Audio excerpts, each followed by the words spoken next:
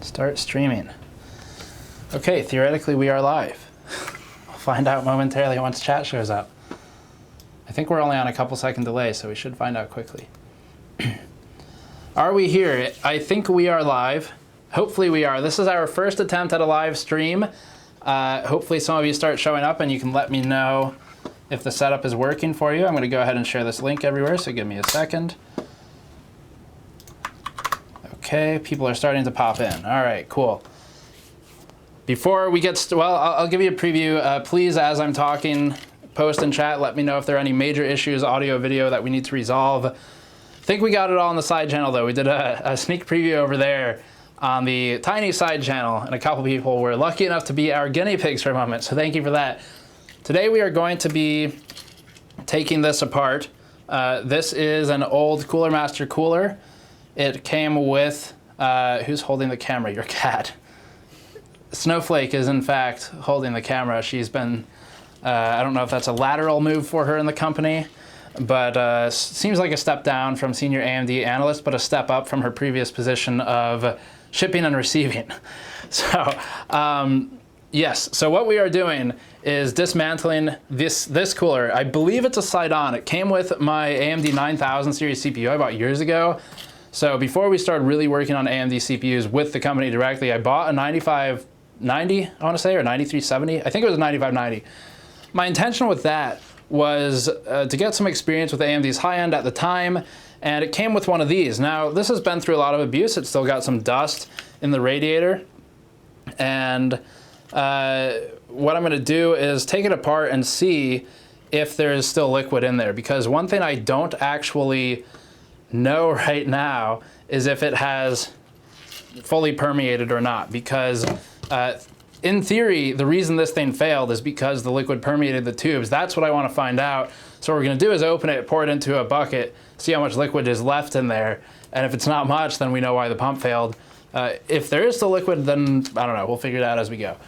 So okay, I'm going to check chat for a minute and see if everything looks good, because again, this is our first live stream. Thank you for being here. 10 minutes until start. Yeah, we started a bit earlier than scheduled, sorry.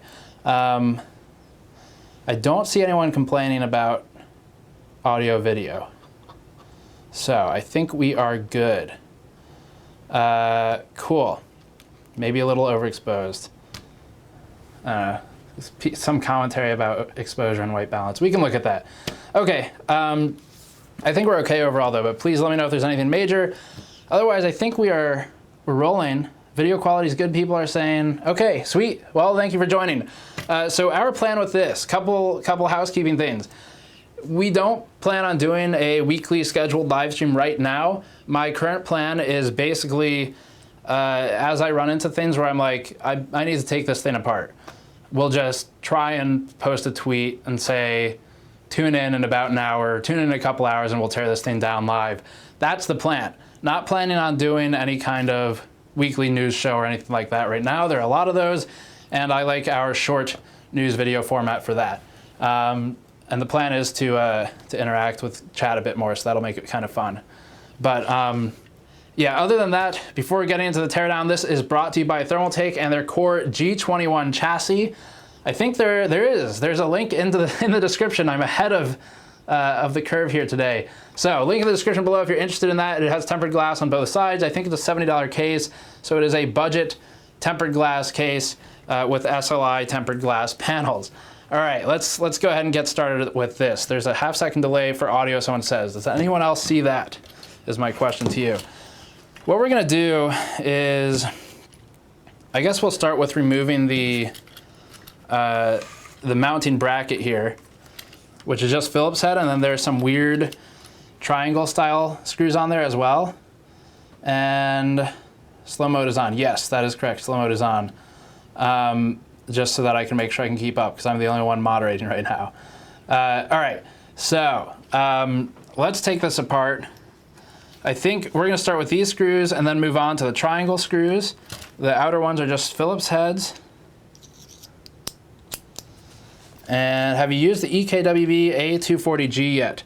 I haven't. I have not used it. I need to, and I'm planning to soon. We have some stuff in testing right now that I can't talk about yet, But once all of that's done, I'm planning to move on to some of the new EK stuff and do some noise normalized testing, like 40 dBA noise normalized. And then for those of you who are our Patreon backers in Discord, you know who you are. If you guys wouldn't mind doing an @Steve and tagging me if there's anything that I really need to know about with this stream and pay attention to, or if there are any important questions, things like that, please do that because I'll see that in Discord pretty easily. All right, so that was easy. That's the mounting bracket. I'm going to go ahead and take this off and get on the triangle bit. Where's the triangle bit? There's one of them. Let's see what size that is. Okay, so that is, actually that might be the right size. I don't know that I've gotten a chance to use these. Oh yeah, there's a fill port on the top, yes. Okay, so that is the right size. What is this? This is a 2mm. Okay, so that's 2mm for the triangle. I am curious about the fill port actually. I'm kind of tempted to just like punch that in and drain it. I don't know. Okay, chat should vote. You guys want me to just pull this thing out where it says warranty void when removed, which I actually pushed it in a little earlier and it's clearly like a fill port? Or should we just remove the cold plate and go through it that way, the old-fashioned way? That's what I want to know. Other than that, what else do we have here? We've got a dirty radiator, protruding copper plate. This design is not really used anymore. And punch it through, drain it. Drain it. What mic are you using? We are on a Sennheiser G3. We use it for our, it's a wireless setup we use for conventions. Drain it, drain it, drain it, smash it, open it. Who needs warranty? Punch it, drain it. Okay, I think, got the point. Okay, I got it. All right, thank you. Let's get the disclaimer facing the camera. I don't know how this actually comes out, to be honest with you. Does it twist off? I don't think it twists off. I'll be honest guys, I've never worked with this Seidon cooler enough to know anything about it. So you're gonna see live me probably just punching a hole in it. It's a screw underneath it and a fill port.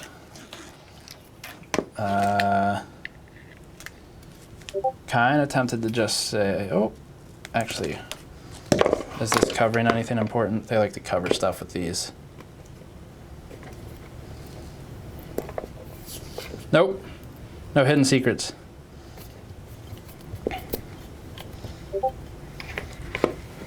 Yes, no food. So that is stuck on there.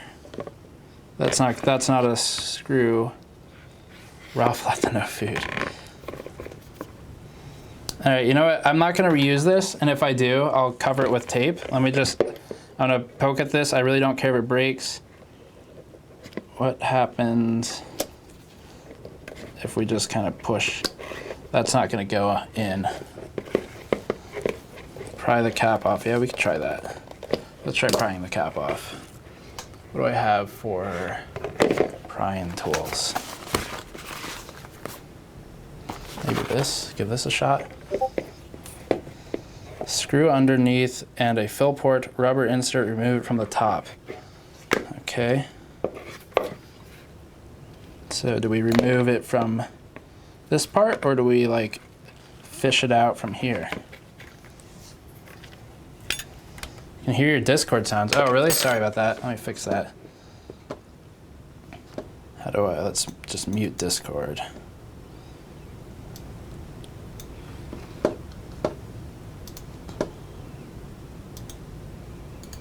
It'd be nice if, there we go, volume mixer. I was gonna say it'd be nice if Microsoft could not change their interface. All right, so that should fix the Discord sounds. Who's writing to me on Discord? Yeah, I think we fixed it. Let me know if it's not. All right, so do we fish it out? Keeping in mind that I don't care if it breaks. Off the cap. Yeah, I feel like the cap's got to come off somehow. I don't know how to release it.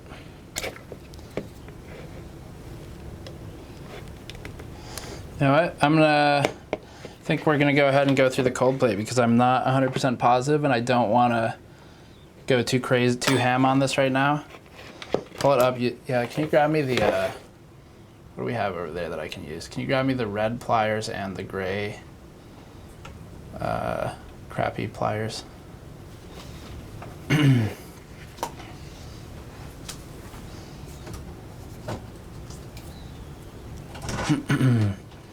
How old is it? It's as old as the 9590. When did the 9590 come out?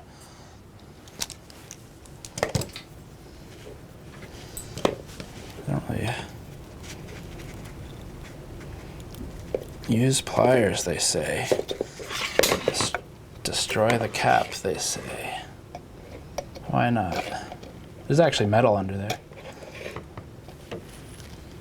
I'm not going to drink the liquid.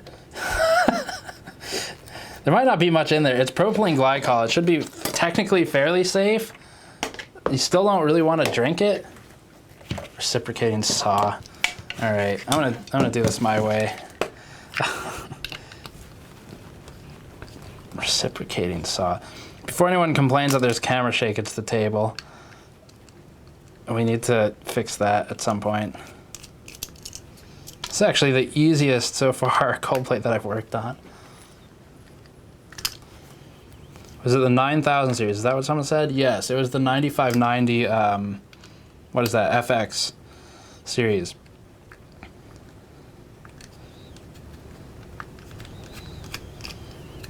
Which this died, so anyone tuning in now, we're taking this apart because the pump that I had set up in my main daily system has now died 3 times, 3 different pumps.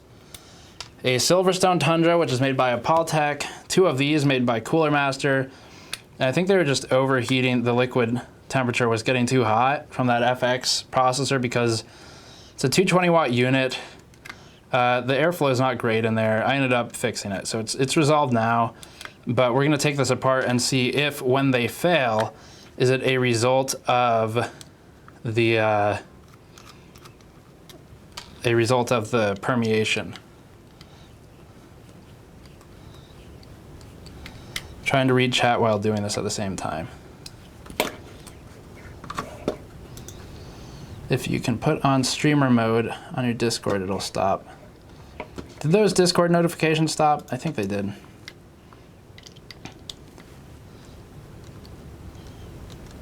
Yes, I thought it was a rubber insert, but I wasn't having too much luck with it, and I don't feel like spending a bunch of time looking it over, and I've done it this way before. So we're gonna go this route. So there's two approaches to this. One, if we can get this thing apart without destroying it, which I don't normally care too much about, we can actually attempt to refill it just out of curiosity. I wouldn't use it, but we could refill it. This is, oh, we got one of those donation things. I think you're the first one to ever do that. Is that Ryan? Ryan says this is for Snowflake. Get a can of Fancy Feast on me, dog. Snowflake is not going to appreciate the dog sentiment of that, but I will do so. Shout out to the cameraman. Yeah, we thought that was kind of cool. So Andrew is manning the camera. He does the video and editing work normally, but we thought it'd be kind of neat to do that for a live stream, just for something different. Yeah, there's a lot of screws, sorry.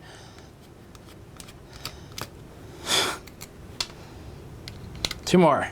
We're almost there. This is why you guys watch the edited versions. This would be done in like 3 seconds. And I don't have the best driver for this right now, but it's the only one I had a bit for, so, because it's a weird triangle bit. 2mm triangle bit. What do you think about flashing BIOS on a 1080 Ti to get more performance? Well, what kind of BIOS flash are you looking to do? Hang on one sec, I need to actually pay attention to this for a second. Are we gonna leak if I flip it over? Yes, definitely we will. I will try to get back to the BIOS flashing question. All right, I should have gotten more paper towels than we did. This green. So how much fluid is still in it? It's actually quite a bit. This thing might not have permeated all that much. It sounds like sounds like a bathroom break. Sounds like I forgot to turn the mic off. All right. So despite being green and looking like something Spider-Man would drink, this is theoretically propylene glycol. There are a couple different types for the ad block, but can't get a shirt right now. Thank you for that. I'll try and check the other question once I get my hands away from this liquid.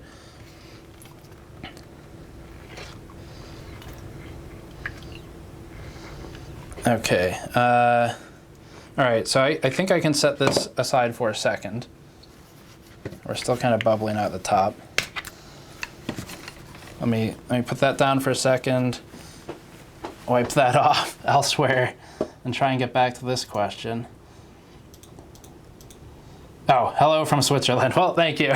Much appreciated. Okay, so yes, we've gotten rid of the green coolant. Those of you who have watched our teardowns of coolers before, you already know the deal. It's a propylene glycol. This is, so this is two parts. This is a part distilled water, trying not to get it in my hair. Part distilled water, and then basically the way the manufacturers do this, we describe this in our How Do Liquid Coolers Work video. The reason they do propylene glycol is, well, there's a few reasons. One of them is it helps with storage. So a certain amount of propylene glycol is dictated by the manufacturer, not the supplier. So NZXT or Corsair or EVGA might go to someone like Asetek or Cool-It and say, we want 20% mixture, or we want 40% mixture with the other 60 being distilled water. And the reason we want that is because we're trying to target storage in a -20 or a -40 environment Celsius. And that's part of the reason. Another part of the reason is just because it happens to do better in a liquid cooler where you're cooling something very hot. Expansion properties are a bit different. These tanks actually aren't filled to the brim.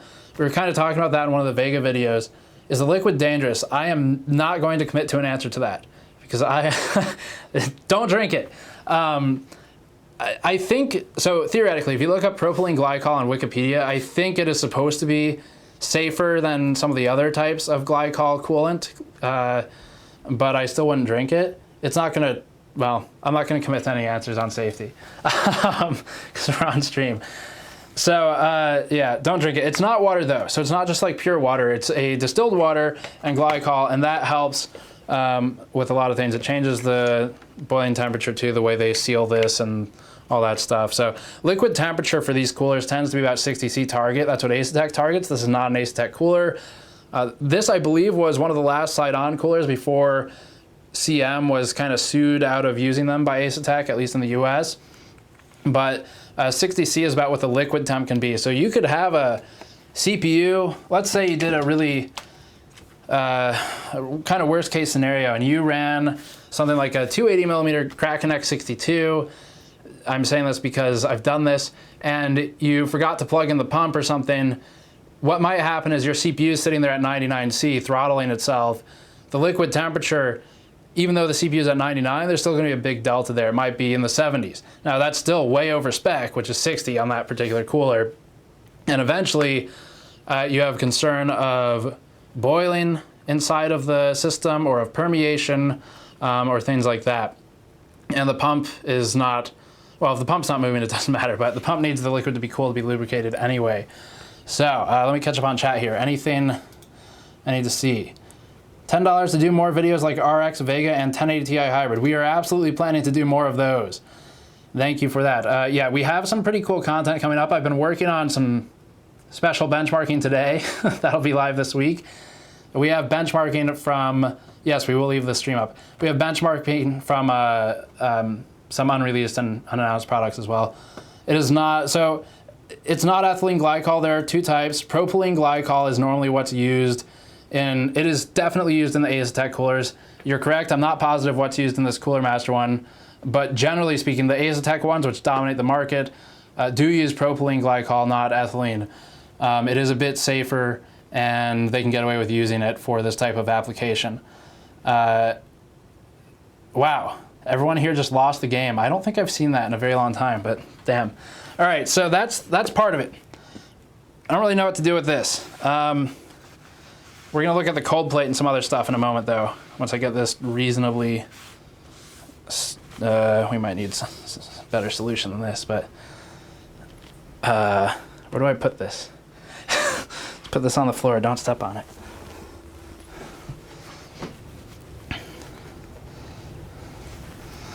Oh yeah, I guess I shouldn't have read that lost the game thing.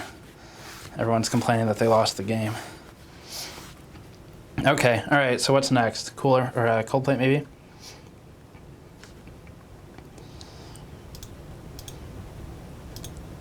Okay, all right, sorry for the pauses. I'm trying to keep up with the super chat stuff.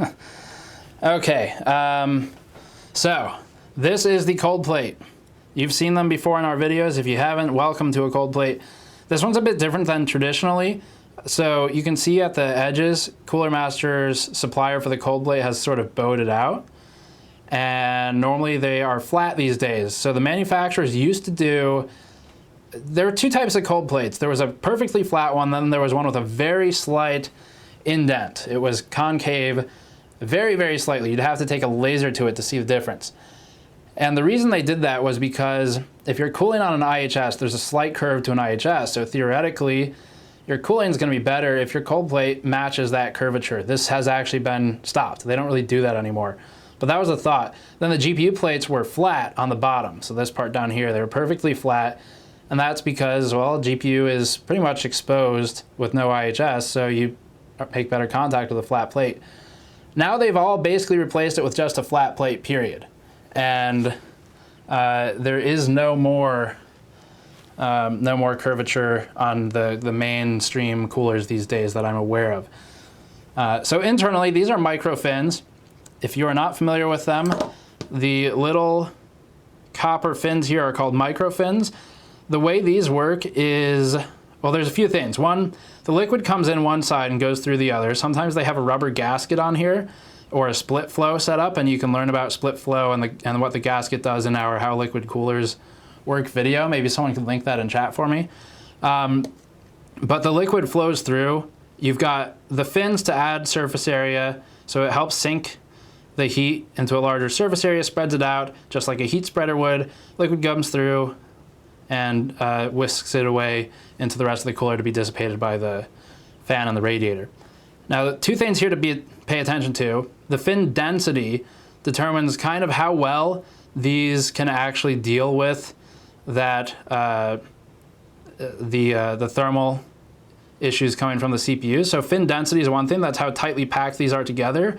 Another aspect is the fin pitch. So that's the angle of the fins. Some manufacturers don't do it straight 90 degree like this one does. Let's see if I can get, there you go. So that shows like you can see it's standing straight up. So the fin pitch is nothing special here. Sometimes they change it though.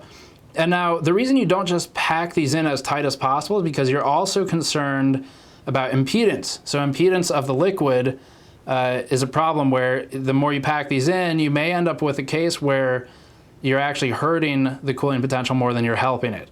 And that's just gonna be because of, well, I mean, because the liquid can't really get through well enough. So I think that explains those pretty well. There's actually a rubber gasket around here, around the edge. This is to help stop liquid from leaking out. And then we've got foam padding over here, which is probably, and I'm not positive because I don't tear Cooler Master units apart, generally this is just to force the flow through a certain area. Coming back to 1080 Ti question to improve performance. Yeah, let's do a couple reader questions for a moment, and then we'll come back to the cooler. So the question was a while ago, I think it was, should I flash BIOS on a 1080 Ti to improve performance? Flashing BIOS on any card, if it's a non-custom BIOS, first of all, be aware that you can break your card, normal disclaimer, all of that. you might want to flash it, for example, to increase your power limit. You could certainly do that on some cards. Increasing the power limit would potentially give you more headroom if you are power limited on your overclock. You could flash it with a custom BIOS that's been tuned by someone else for your card, which may do something like undervolting or something like that. Is it worth it? Depends on your card and what BIOS exists out there for it, or if you have to make your own, you can use a hex editor and dive into some of the settings yourself, though. We've been doing that lately. Are there any other major questions here? I'm learning Super Chat. I think we've gotten through all of them. Am I missing anything? Congratulations on 150,000 subscribers and your first live stream. Thank you. Yeah, so, geez, Zeta, 50 bucks. Yeah, first live stream. I guess I could have said something about this being for 150,000 subscribers. We're pretty excited about it. I mean, I'm just using a Razer Ripsaw right now. It's pretty cheap to set up. We're plugging it into our camera that we just bought. We have a video about the new camera. It's a UX180. And it's working pretty well. We're plugged into a bench I threw together. It is not a permanent streaming machine. It's just an i9-7900X, and because I was testing it. And that's got a Quadro card in it just because it's quiet, and then some other stuff. But yeah, that's what we're set up to. Let me get one more question, then look at this cooler some more. Will you ever do a video showing what happens if you use gallium-based liquid metal on an aluminum cooler, or mixing copper and aluminum over time? I would love to. I don't know the best way to do it right now. I'd have to think about that. I am planning to do some stuff with liquid metal soon. I can't commit to a timeline on it. We have a lot of products we're reviewing right now. Keep an eye out. I don't think we're gonna do mixing metals yet. It is something I'm interested in, just to show like a practical, here's what happens if you do it, and here's how long it takes. Okay, so, all right, I'm gonna stop reading those for a moment. Let's get back to the radiator. So pretty standard setup here. You've got a radiator with tubes. These tubes there are two types of tubes. There's a rubber tube, and then there's a more plastic rigid tube, which you can you can feel the thing and tell the difference. And these plastic tubes that CM and other people use have a Teflon inner coating in them, more or less, and that coating helps with permeation. It is highly resistant to permeation, which may explain why so much of the liquid is still in there, though I don't know if it was enough. And the only downside to that Teflon coating is if you start really bending this thing, like kink it like a hose, it will crack. And if that Teflon coating cracks, you start having all kinds of new problems. So that's their design choice here, is to use the Teflon inner-coated plastic tubes. Some people use the rubber tubes. Down this hole, I don't know, can we get a shot of that? The impeller is down there. And can you see that? Maybe a little bit. I need to focus there. There we go. So that blade down there is the impeller. I don't think I'm gonna be able to poke at it. We'll take it apart. That's what moves your liquid around. And then there's your in and your out, basically, as I understand it with this cooler right now. So keep an eye on Super Chat. Okay. All right, what else can we look at here? How do we take this part off of the other part? Is there an easy way to do so? It looks like there's some, so there's little, see that right there? These little clamps. These are just for the bracket. These are on the Asetek coolers as well, but they're more exposed. So we can push, let's try pushing these in and see if it just separates. That would be nice and easy. Push. Oh, I just popped it back out. Let's get this over here. Okay. So one.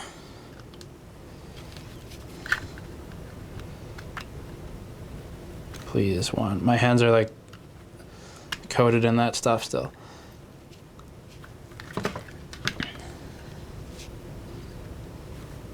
There we go. See, it's starting to separate. Where's our next one? Over here still. Okay, that's looking better. Okay, next. I see the PCB. I'll look at chat in a second, guys. All right, so we are mostly dismantled.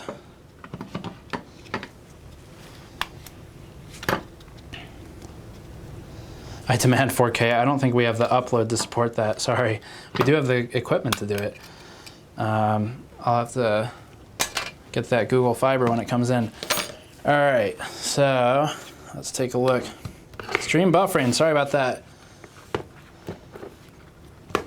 So what we have here is some of this you've seen before, so it's a little bit different here, but not too much.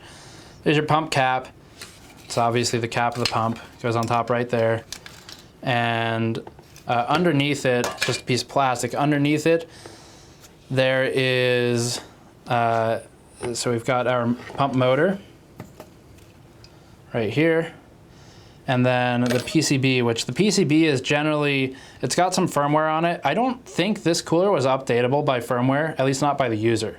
And they probably wouldn't do it in service either. But the newer coolers that aren't ancient like this one by cooler standards have firmware on them that you can normally update or have service update, and that includes things like pump speed adjustments, for example, or lighting adjustments if you have an RGB cooler. I'm tempted to just start unscrewing that. Let's see what else is on there. Power cable over here, and then this is really not that complex. All right, I need a different bit. Yeah, it makes the motor spin, I know. You get the idea. The impeller is below it. All right, so let's just see if we can get the impeller out. It's kind of difficult to work with while also showing it to the camera, but work with me here.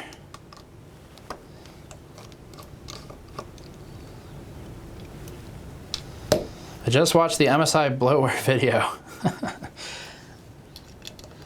Yeah, that was a fun one. I don't think much has changed, unfortunately. But we're looking at some more laptops. I think that NVIDIA Max-Q might look into bloatware as part of their requirements. Okay, so we freed the cable. What else is in here? What's holding us in?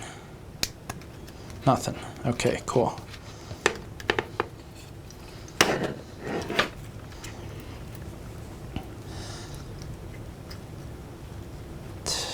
I'm trying to read chat.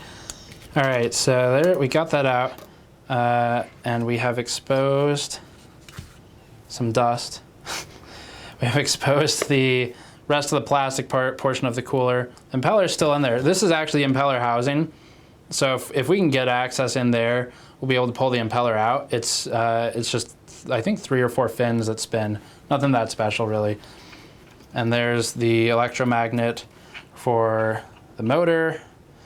And then what else do we have? Does this separate? I don't know that this separates.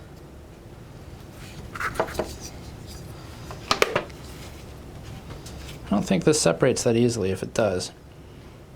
I kind of want to get the tubes off the barbs, but I don't know the best way to do that. It's my first time working with a Cooler Master cooler. Normally we do Azatek or Cool It. Oh, this is nice though. I'll point this out. I wish more of them would do this. Not that there's much function to it. They do have an in and an out indicator arrow, so that's nice. No real reason, but they do it. We're still leaking fluid. Can you lock the camera position for a second and get me something to soak that up? If you want to do, oh, you're drooping. If you want to grab just a hand towel, like one of the hand towels, that'll probably work better. All right, Andrew's grabbing something to help me out with this because we ran through all of our napkins and things already. Does CM have their own unique pump? So this is an older cooler. It's changed since then. The newer CM stuff like the Master Liquid I haven't really looked at lately, but they do have their own pump design. They make their own, unlike a lot of the companies where it's either Azatek or it's, what else is there? Apoltec, they're a lesser known one. They make the LEPA coolers, if anyone knows LEPA, aka Enermax's sub-brand. So Apaltek makes them, Apaltek. And then Asetek is the big one. Coolit is another fairly big one. They're pretty big. Coolit and Asetek both work on Corsair stuff. And then who else is there? There are a couple. Dynatron. Dynatron makes or made the Antec 1250 and the other older Antec coolers. So those were the ones that had the pump mounted on the fan. That was Dynatron. They made those to get around the Asetek patent, which is kind of interesting. That's been an ongoing issue in the industry. Oh, I just clapped into the mic, sorry. So the patent more or less states that the pump can't be on the cold plate or in the same block. So Dynatron and Antec worked together to move the pump to the fan, which is an interesting design, but there's a lot of problems with that. One, you can't replace the fans, which a lot of people do. And you start running, we're dropping frames, someone says. I'm seeing 0.1% dropped frames. I'll keep an eye on it. If anyone sees more of those, please let me know. So yeah, Dynatron and Antec worked on that solution. Coolit does some Corsair coolers. They're pretty well known as in the industry as well. And then the rest is all just going to be smaller brands that either do things like the Silverstone Tundra or the LEPA LickMax and LickTech coolers, which they could probably work on those names. So yeah, I think that walks you through most of those. We'll be making a video on BIOS flashing. I do want to, well, if you're talking video BIOS, the answer is I would like to do something like that. Because it's relevant right now with Vega. We're trying to figure out how to work with the BIOS. There's really two methods. You can hook up a Raspberry Pi and do it externally, and it's not necessarily the easiest thing to do, or figure out where you can get a software tool to flash it. So if we can figure out how to flash FE, then the plan is to hex edit the BIOS that's on there, increase the power limit, flash it. But like I said before, I'm not promising that because I don't think we're going to be able to do it right now. Unless we can get the tool from an AIB partner or something. So I think that's pretty much the cooler. I don't really know. There's the bottom of it. That's really all there is to it, though. So yeah, pretty fun. Thank you for joining for this one. I'll hang out for a minute and we'll talk and chat. For a quick announcement, we have our new shirts live. This is one of them. So this is a tri-blend. We also have cotton. It's the design Andrew just came up with. It's basically a teardown or explosion view of the GN logo. It does not come with the lavalier mic. And it's kind of cool. It's got some like PCI Express slot stuff on there down the bottom corner. It's got VRM components. It has blower fans, all that stuff. And then I also have, where's that gray shirt? Where did we put that one? We also have a gray shirt design. Thank you. So then we have the gray shirt here, which is going to have to be washed now because it's got propylene glycol on it. But yeah, pretty cool stuff. So those are on the store. You can go to gamersnexus.squarespace.com to pick those up. Link is in the description as well. All right, so let's go through some questions while I'm here, while I have everyone for our first live stream. Ignoring the cooler for a moment. How much coolant was in the cooler? You know, that's a good question. I kind of want to pour it into like just measuring cup, pour it in and see how many milliliters we have. I actually don't know. Thank you, Disturbed Medic. Glad to hear no dropped frames. So that's what came out of it, though. If you missed the earlier part of the stream, it looks toxic. You probably shouldn't drink it, but it's also not radioactive waste.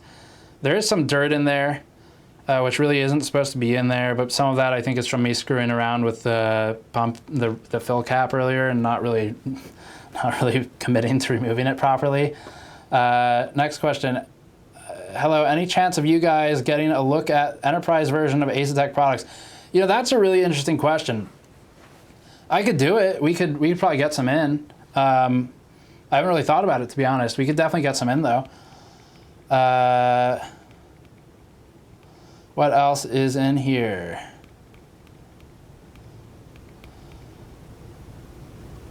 Next question. Oh, they don't have shirts for us fat people, someone says. I think we did up to 4X. If they're not in stock, then I'll make sure we can get stuff back in stock. Any plans concerning the Ryzen multi-threading content, aka yes. So the answer to that is yes. We did some streaming tests with the i9 CPU, and it was a learning experience. That was the first time I've done streaming benchmarks.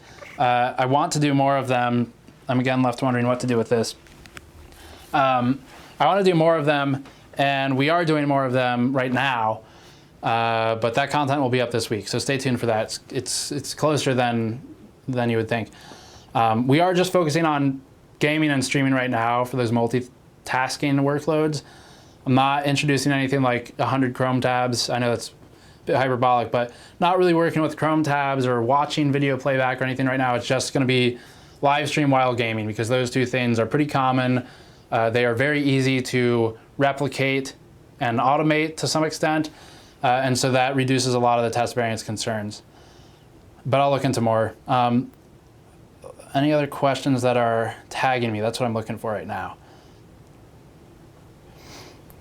Going to review the 6-core 1st Gen i7 or Xeon X5650. You know, we got a lot of requests for that. And I am not sure if we will or not. It's an interesting idea. We're so slammed right now with some Ryzen follow-up stuff, with planning for Threadripper, with planning for RX Vega. I can't really promise that right now.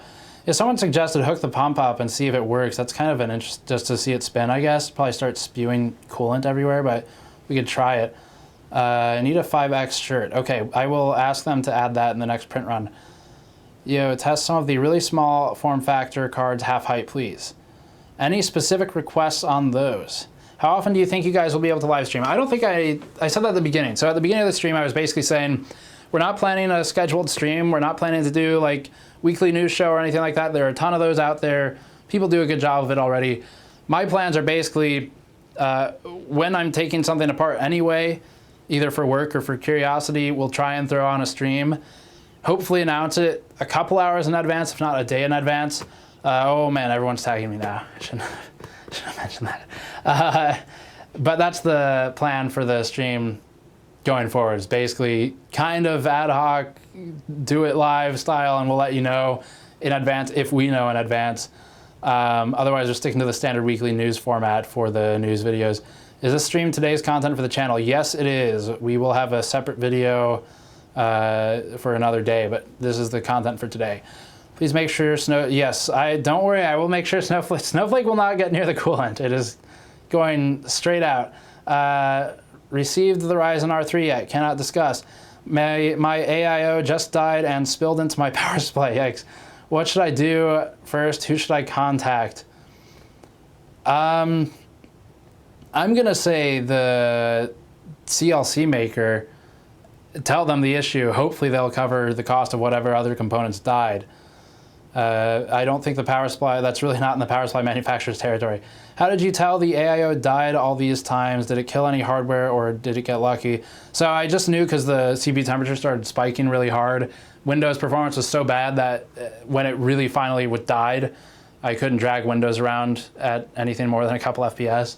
So that's how I know. CPU temperature spiked like crazy. Do you think Intel will begin soldering their CPUs with all the flack they've gotten? I'm not sure. Here's what I have to say about that. So there is a reasonable amount of flack to send Intel's way for not soldering their CPUs. We talked about that when we delidded the 7900X at Computex. And I hope that as people make more noise and reviewers make more noise, Intel will start thinking, maybe we should do something about this.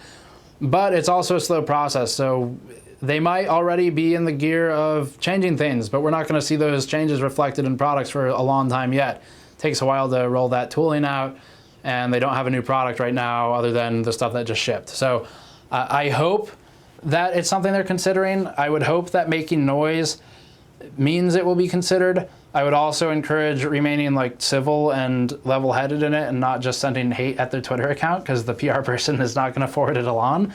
But yeah, that's all I really have to say about that. I second a vid on the best cooling method for NVMe SSDs. I have to talk to some people about that. Those are tricky to cool. I'm in the middle of a PC build. Most of the components, CPU cooler but ready, but no mounting kit for AM4 yet. Can I boot into BIOS by pushing the AIO to the CPU manually? The answer is yes. Just don't, I mean, they take a lot of force to really adequately cool, so just be careful if you do that. I don't know, do you really have a reason to do that is the question, or can you just wait a day? If you can't just wait a day, then I guess you could do it. Who is this guy? Okay. Isn't no solder good though because it makes delidding easier? Well, I think the idea there, yeah, delidding is easier. I think the idea is that you wouldn't delid if it's soldered, or at least most people wouldn't. Performance should be a bit better. So I think that's kind of what that comes down to. Thank you for the support. I love your channel, from Lonely Hacker. Thank you for the support to you. For the upcoming EKA 240G testing, I need trustworthy numbers. Yes, we are trying to work on those. Okay, so I've gone through a couple of these. I'll keep an eye out for a couple more. Is the coolant in the AIO any good, or does it clog the fins over time? This one, I don't know. I couldn't tell you. I don't think it clogged anything. I'd have to like really dig into it and cut it open to know. Generally, that stuff comes with like a BIOS side, and that should help with some issues. And then it also is propylene glycol that shouldn't really clog things. Now there is stuff that clogs, like there's some open loop coolant that's clogged on the market, and it just kind of creates a sediment, but you don't normally see that in AIOs or CLCs, as I call them. What is the new camera again? It is a Panasonic UX180. We have a video on the channel talking about it, so that's all, should be public. If you search for new camera on the channel, I think you'll find it. I'm gonna take 3 more, all right? So 3 more. Have you done the cooler dissection yet? Yes, I'm sorry. This is what's left of it. That's the cold plate, and I think the DVR is enabled for this, so you should be able to go back and watch. This is the rest of the pump housing and some gaskets and things like that, pump cap, pump plate, impellers in there, and yeah, that's all there is left of it, really. Okay, next question. Will there be a whole new lineup of Threadripper coolers? I guess, yeah, we'll be interested to see the differences.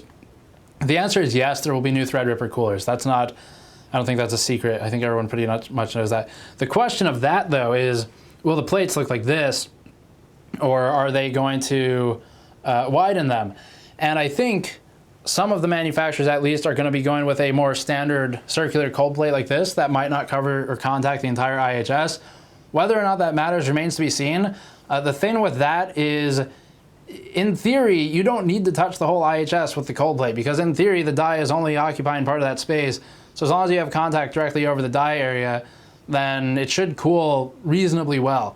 Until we actually test it, though, I can't tell you if contacting the entire IHS with a fatter cold plate, which would have to be custom made for Threadripper and would increase the price, I can't tell you right now today if that's going to be better. I would think it would be, but how much is the question? Is it worth the extra cost? Because it will cost more to make a bigger version of this, since all the manufacturers already buy their cold plate supply with the designs you all know about. So will there be a new design? Probably someone will do one. Will it matter? I'll try and find out and let you know. Okay, let's take one more. Okay, I'll take 2 more. This one says, are there more Threadripper SKUs than the 2 that have been confirmed? 10 core, 20 threads, perhaps. I think only 2 have been officially confirmed. Okay, do we have any more? I think that's most of the questions. Hey, I have a question, does X299 suck? The hard answer to that, does it suck, is no. The more complex question is, in what ways does it suck? Or in what ways is it insufficient, if we're going to be more correct? X299 isn't a bad, like the CPU, 7900X is not a bad CPU, but some of it's things like the thermal concerns, the power concerns, which we've been testing. Power, by the way, I overclocked one to 4.5 gigahertz with a VID of 1.15 7900X. I think we were drawing at the PCIe, or at the EPS 12 volt cables, I think we were drawing, I want to say 20 amps by 12.3 volts. So what is that? What does that come out to? 246 watts. And then stock, I think we were drawing like, what was stock? I want to say it was 15 under a prime workload, which is a pretty heavy workload. Actually, it was about 15 under Cinebench as well. 12.3, that's, so we were at like 180 watts stock out of box, which is higher than the TDP. TDP is not power draw, but they're normally pretty closely tied, so it is higher than that. So yeah, X299 has problems for sure. It's not the worst thing in the world, but Intel has a lot that they need to fix, like thermals and ideally power. Motherboards could have some improvement. If you buy it, just like anything else, just research it, see if it's something you can fix for your needs, or if there's a better alternative out there. Threadripper is not too terribly far away in theory. SIGGRAPH, I think, is coming up. It would be reasonable to assume that there would be some kind of discussion there. We already know RX Vega will be discussed there, so keep an eye out for that, and maybe we can see how competition looks. Yeah, this is kind of an interesting question too. When approaching vendors for review units, what metrics do you emphasize to soften the blow of shitty ROI? I'm not positive what that means. So when we approach these days the vendors approach us. If I ask for a review unit, I basically say, here's the testing I want to do. I think it's pretty cool. I haven't seen other reviewers do XYZ. We want to do XYZ. What do you think? And they'll probably say, that sounds cool, let's do it. And then we work together, test it. If I run into issues or find major flaws, I'll communicate with them and say, this is a major flaw. Can you guys see if it's happening on your end? If it's not, could you send me another unit, make sure it's not defective? If that's not the problem, then let's see if you have a statement for me to publish alongside the critical aspect of the review so that people know you're theoretically trying to work on the problem. That's how the review process goes. And then will you be attending? Okay, I can't talk about some of these things. Thought on the upcoming Elmer's glue discussion, merger between AMD and Elmer's glue. I guess that's in comment to Intel. Did you see that? Intel's server slide they put out. They said and their chips aren't held together with glue like AMD's are. Yeah, that was probably not the greatest PR move. Okay, all right, thank you for watching, guys. This is the first live stream we've done. It had a lot of Q&A in there. The cooler teardown went faster than I expected. We did not use a drill this time, which I also expected to need. So, yeah, thank you for watching. Tune in tomorrow for our regular content, if not on the channel, at least on the website, gamersnexus.net. You can check out our new shirts at gamersnexus.squarespace.com. There's a link in the description below. We have teal, we have gray, cotton, and tri-blend versions of the shirts. And subscribe for more. As always, we're going to try and do these semi-regularly with no fixed schedule as of now. That may change, but not today. And last one, have you commented on the Intel slides? I think I just did. So thank you for watching. I'll see you all next time. I guess I actually have to end the stream. It doesn't end by turning the camera off. I'll see you all next time.